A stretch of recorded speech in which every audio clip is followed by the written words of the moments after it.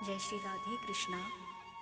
श्रीमद् भगवत गीता के प्रथम अध्याय के 37वें श्लोक से प्रारंभ। यद्यपि ते न पश्यन्ति लोभोपहत चेतसा कुलक्षय कृतं दोषं मित्रद्रोहे च पातकम् कथं न गेमश्यमाभिः पापादस्मात् कुलक्षय कृतं दोषं प्रपश्यद्भिर्जनार्दनम्। भाव।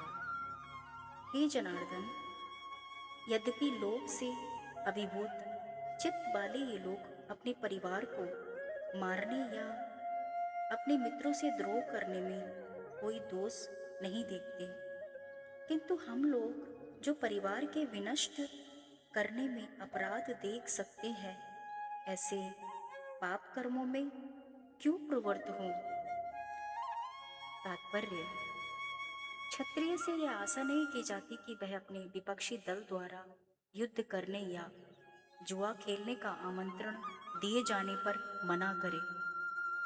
ऐसी अनिवार्यता में अर्जुन लड़ने से नकार नहीं सकता, क्योंकि उसको दुर्योधन के दल ने ललकारा था।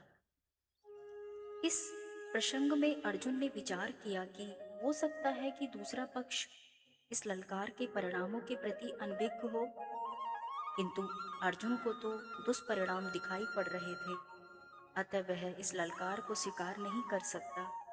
यद्यपि परिणाम अच्छा हो तो कर्तव्य वस्तुतः पालनीय है, किंतु यदि परिणाम विपरीत हो तो हम उसके लिए बाध्य नहीं होते। इन विपक्षों पर विचार करके अर्जुन ने युद्ध न करने का निश्चय किया। श्लोक संख्या 39। कुलक्षे प्रणश्यन्ति कुलधर्मा सनातना धर्मे नष्टे कुलं कृत्यसत्मधर्मोऽभिभवत्युत। कुल का नाश होने पर सनातन कुल परंपरा नष्ट हो जाती है और इस तरह शेष कुल भी अधर्म में प्रवृत्त हो जाता है। तात्पर्य है, वर्णाश्रम व्यवस्था में धार्मिक परंपराओं के अनेक नियम हैं, जिनकी सहायता से परिवार के सदस्य ठीक से उन्नति करके आध्यात्मिक मूल्यों की उपलब्धि कर सकते हैं। परिवार में जन्म से लेकर मृत्यु तक के सारे संस्कारों के लिए वयोवृद्ध लोग उत्तरदायी होते हैं, किंतु इन वयोवृद्ध की मृत्यु के पश्चात संस्कार संबंधी पारिवारिक परंपराएं रुक जाती हैं और परिवार के जो तरुण सदस्य बचे रहते हैं वे अधर्म में वैष्णव से प्रवृत्त होने से मुक्ति लाभ से वंचित रह सकते हैं। अतः किसी भी कारणवश परिवार के वयोवृद्ध का वध नहीं होना चाहिए। श्लोक संख्या 40। अधर्माभिवाक्त कृष्ण प्रदुष्यन्ति कुलस्त्रियः स्त्रीषु दृष्टासु वर्षाणे जायते वर्णशंकर। हे कृष्ण, जब कुल में अधर्म प्रमुख हो जाता है तो कुल की स्त्रियां दूषित हो जाती हैं और स्त्रीत्व के पतन से हे वृषणवंशी अवांछित संतानें उत्पन्न होती हैं। हे कृष्ण, जब स्त्रियों के दूषित होने पर वर्णशंकर उत्पन्न होता है। अर्जुन की मान्यता थी कि कुल की स्त्रियों के दूषित होने से वर्णशंकर होता है, किंतु श्री कृष्ण ने इसका खंडन करते हुए आगे बताया कि मैं अथवा स्वरूप में स्थित महापुरुष यदि आराधना क्रम में भ्रम उत्पन्न कर दें तब वर्णशंकर होता है। वर्णशंकर के दोषों का अर्जुन प्रकाश डालता है।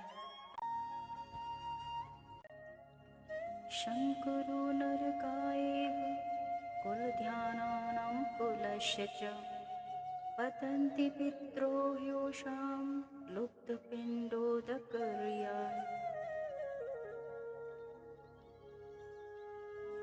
अवांछित संतानों की वृद्धि से निश्चय ही परिवार के लिए तथा पारिवारिक परंपरा को विनष्ट करने वालों के लिए नारकीय जीवन उत्पन्न होता है।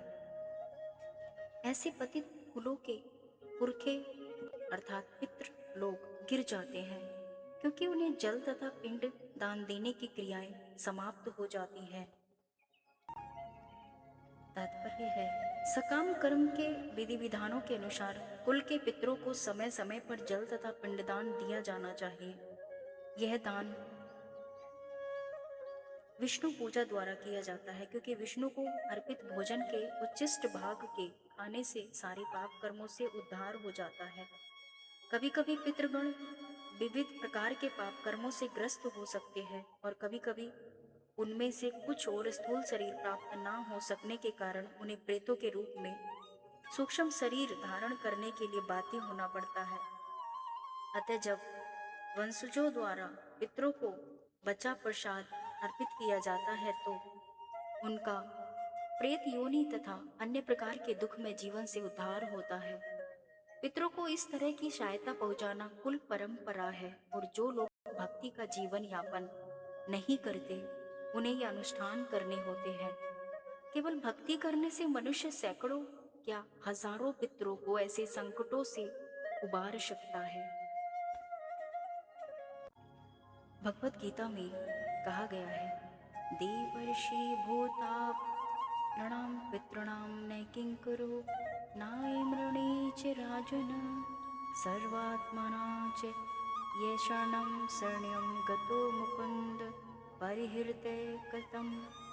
जो पुरुष अन्य समस्त कर्तव्यों को त्याग कर मुक्ति के दाता मुकुंद के चरणों की शरण ग्रहण करता है और इस पथ पर गंभीरता पूर्वक चलता है, वह देवताओं, मुनियों, सामान्य जीवों, स्वजनों, मनुष्यों या पितरों के प्रति अपने कर्तव्य या ऋण से मुक्त हो जाता है। शिव भगवान की सेवा करने से ऐसे दायित्व अपने आप पूरे हो जाते हैं। अगला श्लोक।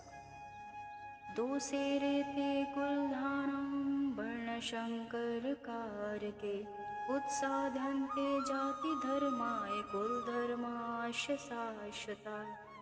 जो लोग कुल परंपरा को विनष्ट करते हैं और इस तरह अवांछित संतानों को जन्म देते हैं, उनके दुष्कर्मों से समस्त प्रकार की सामुदायिक योजनाएं तथा पारिवारिक कल्याण कार्य विनष्ट हो जाते हैं। इन वर्णशंकर दोषों से कुल और कुल घातियों के सनातन कुल धर्म और जाति धर्म नष्ट हो जाते हैं। अर्जुन मानता था कि कुल धर्म सनातन है, कुल धर्म की शाश्वत है, किंतु श्री कृष्ण ने इसका खंडन किया और आगे बताया कि आत्मा ही सनातन शाश्वत धर्म है। वास्तविक सनातन धर्म को जानने से पहले मनुष्य धर्म के नाम पर किसी न किसी रूढ़ी को जानता है। ठीक इसी प्रकार अर्जुन भी जानता है जो श्री कृष्ण के शब्दों में एक रूढ़ी है। अगला श्लोक। उत्सन्कुल धर्माणां मनुष्याणां जनार्दन नरके नियतं वासो भवतीत्युनो सुषुमो। हे प्रजापालक कृष्ण, मैंने गुरु परंपरा से सुना है कि जो लोग कुल धर्म का विनाश करते हैं वे सदैव नरक में वास करते हैं। अर्जुन अपने तर्कों को अपने निजी अनुभव पर न आधारित करके आचार्यों से जो सुन रखा है उस पर आधारित करता है। वास्तविक ज्ञान प्राप्त करने की यही विधि है। जिस व्यक्ति ने पहले से ज्ञान प्राप्त कर रखा है उस व्यक्ति की सहायता के बिना कोई भी वास्तविक ज्ञान तक नहीं पहुंच सकता। वर्णाश्रम धर्म की एक पद्धति के अनुसार मृत्यु के पूर्व मनुष्य को पाप कर्मों के लिए प्रायश्चित करना होता है। जो पापात्मा है उसे इस विधि का अवश्य उपयोग करना चाहिए। ऐसे किए बिना मनुष्य निश्चित रूप से नरक भेजा जाएगा, जहां उसे अपने पाप कर्मों के लिए कष्टमय जीवन बिताना होगा। अगला श्लोक। अहो बत महत् पापं कर्तु व्यवसिता वयं यत्राज्य सुखलोभेन हन्तु स्वजनमुद्धूतता। ओहो, कितनी आश्चर्य की बात है कि हम सब जघन्य पाप कर्म करने के लिए उद्धत हो रहे हैं। राज सुख भोगने की इच्छा से प्रेरित होकर हम अपने ही संबंधियों को मारने पर तुले हैं। अहो, शोक है कि हम लोग बुद्धिमान होकर भी महान पाप करने को तैयार हुए। राज्य और सुख के लोभ से अपने कुल को मारने के लिए उद्धत हुए। अभी अर्जुन अपने को कम ज्ञाता नहीं समझता। आरंभ से प्रत्येक साधक इसी प्रकार बोलता है। महात्मा बुद्ध का कथन है कि मनुष्य जब अधूरी जानकारी रखता है तो अपने को महान ज्ञानी समझता है, और जब आधे से आगे की जानकारी हासिल करने लगता है तो अपने को महान मूर्ख समझता है। ठीक इसी प्रकार अर्जुन भी अपने को ज्ञानी ही समझता है। वह श्री कृष्ण को समझाता है कि इस पाप से परम कल्याण हो। ऐसी बात भी नहीं, केवल राज्य और सुख के लोभ में पड़कर हम लोग कुल नाश करने को उद्धत हुए हैं। महान भूल कर रहे हैं, हम ही भूल कर रहे हैं, ऐसी बात नहीं है। आप भी भूल कर रहे हैं। एक धक्का श्री कृष्ण को भी दे दिया। अंत में अर्जुन अपना निर्णय देता है। अगला श्लोक। यदि मां प्रतीकारं मनशस्त्रे शस्त्रपाण्ये धृतराष्ट्ररणे हनयश्वेमन्ते क्षेमंतरं भवेत्। यदि शस्त्रधारी धृतराष्ट्र के पुत्र मुझे निहत्थे तथा रणभूमि में प्रतिरोध न करने वाले को मारें तो यह मेरे लिए श्रेयस्कर होगा। यदि मुझ शास्त्र रहित समान न करने वाले को शस्त्रधारी धृतराष्ट्र के पुत्र रण में मारने आए तो उनका वह मारना भी मेरे लिए अति कल्याणकारी होगा। इसी इतिहास तो कहेगा कि अर्जुन समझदार था, जिसने अपनी बलि देकर युद्ध बचा लिया। लोग प्राणों की आहुति दे डालते हैं कि भोले भाले मासूम बच्चे सुखी रहें। कुल तो बचा रहे, मनुष्य विदेश चला जाए, बाबा पूर्ण प्रसाद में रहे, किंतु 2 दिन बाद उसे अपनी छोड़ी हुई झोपड़ी याद आने लगती है। मोह इतना प्रबल होता है। इसलिए अर्जुन कहता है कि शस्त्रधारी धृतराष्ट्र के पुत्र मुझ ने प्रतिकार करने वाले को रण में मार दे, तब भी मैं मेरे लिए अति कल्याणकारी होगा, ताकि लड़के तो सुखी रहेंगे। संजय उवाच एवमुक्तार्जुन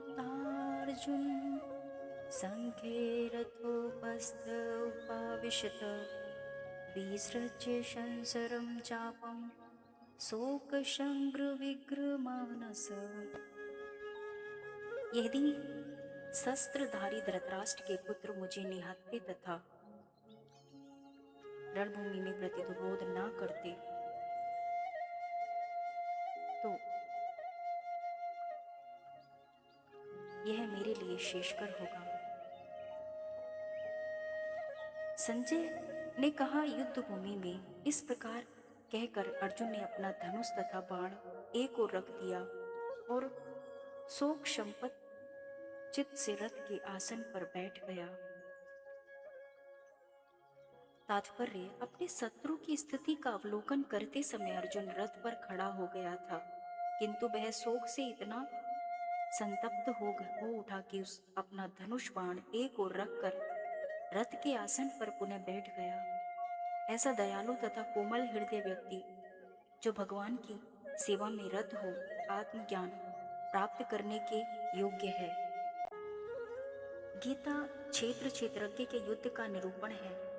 यह ईश्वरीय विभूतियों से संपन्न भगवत स्वरूप को दिखाने वाला गायन है। यह गायन जिस क्षेत्र में होता है वह युद्ध क्षेत्र शरीर है, जिसमें 2 प्रवृत्तियां हैं, धर्म क्षेत्र और कुरुक्षेत्र। उन सेनाओं का स्वरूप और उनके बल का आधार बताया। शंख ध्वनि से उनके पराक्रम की जानकारी मिली। तदंतर जिस सेना को लड़ना है उसका निरीक्षण हुआ, जिसकी गणना 18 अक्षोणी कही जाती है, किंतु वस्तुतः वे अनंत प्रकृति के दृष्टिकोण दो हैं। एक ईष्टोन्मुखी प्रवृत्ति देवी संपदा, दूसरी बहिर्मुखी प्रवृत्ति आसुरी संपदा। दोनों प्रकृति ही हैं। एक इष्ट की ओर उन्मुख करती है, परम धर्म परमात्मा की ओर ले जाती है, और दूसरी प्रकृति में विश्वास दिलाती है। पहले देवी संपदा को साध कर आसुरी संपदा का अंत किया जाता है। फिर शाश्वत सनातन पर ब्रह्म के दिव्य दर्शन और उसमें स्थिति के साथ देवी संपदा की आवश्यकता नहीं रह जाती। युद्ध का परिणाम निकल आता है। अर्जुन को सैन्य निरीक्षण में अपना परिवार ही दिखाई पड़ता है, जिसे मारना है। जहाँ तक संबंध है उतना ही जगत है। अनुराग के प्रथम चरण में पारिवारिक मोह बाधक बनता है। साधक जब देखता है कि मधुर संबंधों से इतना विच्छेद हो जाएगा जैसे वे थे ही नहीं, तो उसे घबराहट होने लगती है। श्वास जनशक्ति को मारने से उसे अकल्याण दिखाई देने लगता है। वह प्रचलित रूढ़ियों में अपना बचाव ढूंढने लगता है, जैसे अर्जुन ने किया। उसने कहा, कुल धर्म की सनातन धर्म है। इस युद्ध से सनातन धर्म नष्ट हो जाएगा। कुल की स्त्रियां दूषित होंगी, वर्ण शंकर पैदा होगा जो कुल और कुलघातियों को अंतकाल तक नरक में ले जाने के लिए होता है। अर्जुन अपनी समझ से सनातन धर्म की रक्षा के लिए केवल विकल है। उसने श्री कृष्ण से अनुरोध किया कि हम लोग समझदार होकर भी यह महान पाप क्यों कर रहे हैं, अर्थात श्री कृष्ण भी पाप करने जा रहे हैं। अंततो गत्वा पाप से बचने के लिए मैं युद्ध नहीं करूंगा, ऐसा कहता हुआ हताश अर्जुन रथ के पिछले भाग में बैठ गया। क्षेत्रज्ञ के संघर्ष से पीछे हट गया। टीकाकारों ने इस अध्याय को अर्जुन विषाद योग कहा है। अर्जुन अनुराग का प्रतीक है। सनातन धर्म के लिए विकल होने वाले अनुरागी का विषाद योग का कारण बनता है। यदि विषाद मनु को हुआ था, हृदयम बहुत दुख लाग जन्म गौ हरि भगति विनौ। संशय में पढ़कर ही मनुष्य विषाद करता है। उसे संदेह था कि वर्णशंकर पैदा होगा जो नरक में ले जाएगा। सनातन धर्म के नष्ट होने का भी उसे विषाद था। अतः संशय विषाद योग का सामान्य नामकरण इस अध्याय के लिए